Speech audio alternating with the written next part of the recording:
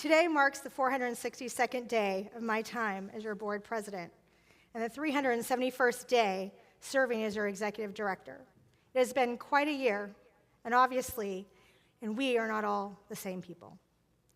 We were when I stood here before you last year to make this appeal. The world around us has changed dramatically, but as Lord Rabbi Jonathan Sacks of blessed memory has said, one of the advantages of being a people with 4,000 years of history is that wherever Jews find themselves, they have been here before. Those of you who know and read my last Tikva Talk article know this past summer, when my family and I went to Italy and Croatia, we visited many synagogues and learned about the ancient Jewish communities of Dubrovnik, Croatia, Venice, and Rome, Italy. Those communities have existed for centuries. They have survived persecution, oppression, and times of freedom and prosperity. Some have dwindled down to a handful of families, but the one in Rome is growing and thriving. They are the oldest Jewish community outside of Israel, having been founded before the destruction of the Second Temple by Jews who traveled to Rome to try to broker a peace deal with Caesar. They stayed in Rome, and soon others followed them. Today, their ancestors have created a vibrant and thriving Jewish community, while communities in other parts of Europe, and even here in the United States, are declining. Staying in the heart of Jewish Rome and the Piazza, with the ancient ruins of the Roman temple across the street from the Great Synagogue. In Italian, they call it synagoga. I thought about all this ancient community has lived through and seen, and how they have persevered their identity and their community through the times of dark and even darker than ours today. In talking to our tour guide, Michal, about all of this, she said, "We focus on the Jewish community here in Rome and focus on Lador Vador. Our ancestors survived oppression and poverty. We lost a quarter of our community during the Holocaust. We are thankful we are here and that we have our Jewish community. And we come to the Piazza to keep our faith alive." For the Jews of Rome, the Piazza is the heart of their Jewish community, and the community has survived because they have a Jewish home base, the Piazza,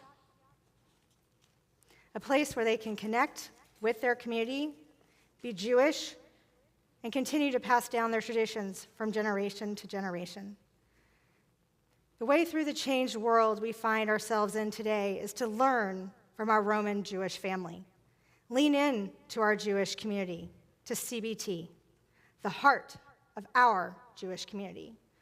Being Jewish today is more important now than ever, and my experience in Rome reinforced my belief that being a member of this community, of CBT, is more important today than ever. And that is why I give so much of my time, and have this past year and a half, to helping this community survive and grow.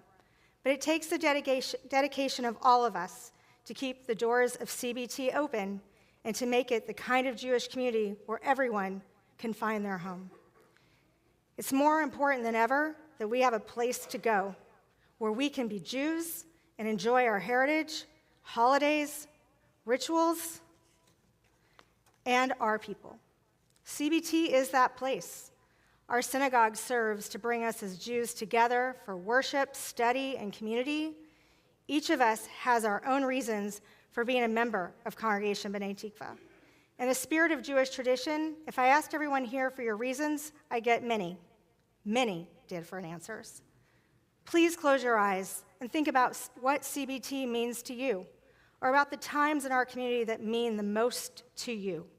Do you think of CBT as the place where your children and grandchildren are being taught to love and embrace Judaism and enjoy the many wonderful holidays and traditions our religion boasts?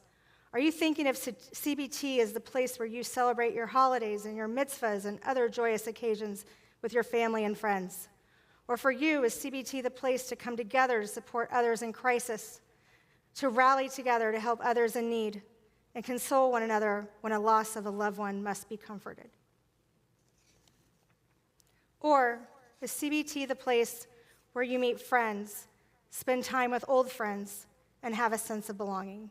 Do you see CBT as the place where you engage in tikkun olam to heal and improve our world, For you is CBT the place where we form a new link in the chain of Jewish tradition, carrying on historic values for future generations to inherit, the place you go and praise Adonai every week, once a month, or is it just for the high holidays?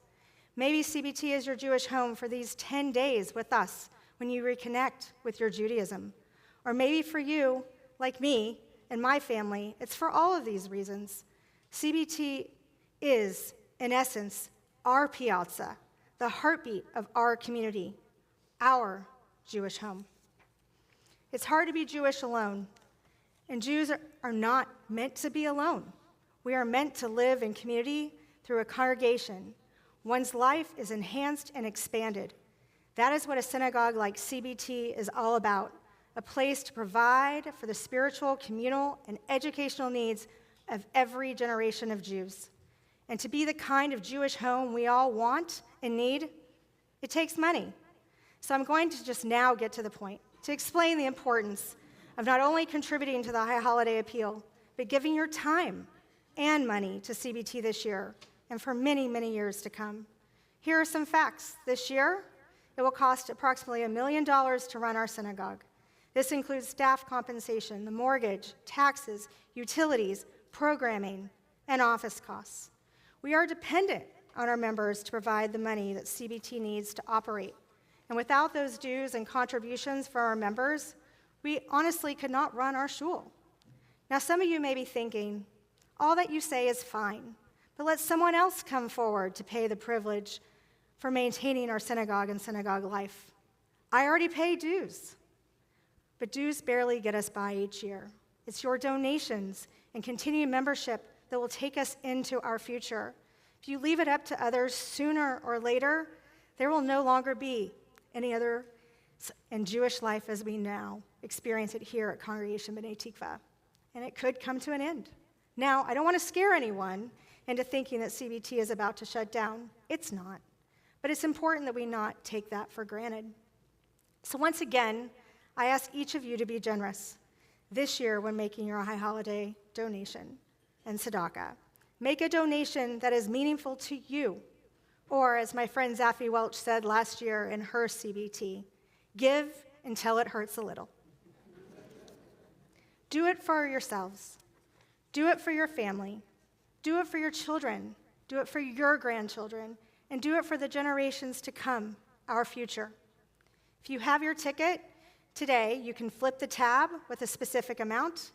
You can write in an amount. You can donate it online. You can send the office a check or donate your stock as well. On your way out today, please put your ticket or your envelope in the black box right when you put away your prayer book. You can also hand it directly to myself or Tammy Welch Robinson.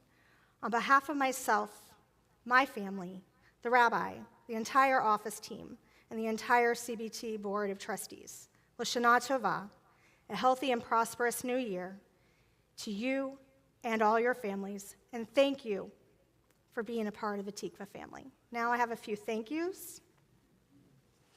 First, thank you to Rabbi Shaban, once again, for leading our community solo as our rabbi cantor. You make it look so easy. But we really know, and I know, it requires months of planning really to get and perfect our high holiday services. We truly thank you. Thank you to Sue Boydock for overseeing all kids programming this high holiday season and for your sermon on Erev Rosh Hashanah. We thank you, Elizabeth Kimball, our choir director, for leading our choir this holiday season. A thank you to Lisa Zeiler, Irene Jacobson, Shira Kamen, Latal Abrams, Andy Lee, and the entire CBT choir for elevating our musical experience. All of your talents have been truly enjoyed by all. To Tammy Welch Robinson, we thank you for being the quarterback by organizing all logistics, ensuring everything was and continues to be in order to make our high holiday experience run smoothly, and for her sense of humor during such a busy time for the office.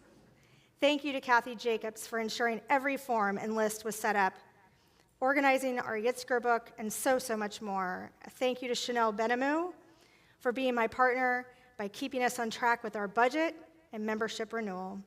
Thank you to Samantha Youngman for designing and executing all of our high holiday graphics, signage, emails, communications even today during the service, and much more. Thank you to Jennifer Selman for all of her help behind the scenes. A special thank you to Idell Littman and Marianne Wittenberg for endless hours of calling and emailing congregants to ensure our holiday honor slots were all assigned. We appreciate all that you both do during this season and throughout the entire year. A big thank you to the membership committee for greeting our congregants before services. I want to thank each and every one of our volunteers who have helped us bring our boxes of prayer books, the ark to be set up, everything at St. Matthew to assist with the pipe and drape, for setup and breakdown, and for those that are bringing everything back on Monday. We so appreciate each and every one of you. It truly makes a village to make this happen every year. I also want to thank our volunteers who brought apples and honey last week, to those who help with high holiday ticket mailings at CBT, to those helping set up and clean up this evening for Break the Fast. We thank each and every one of you.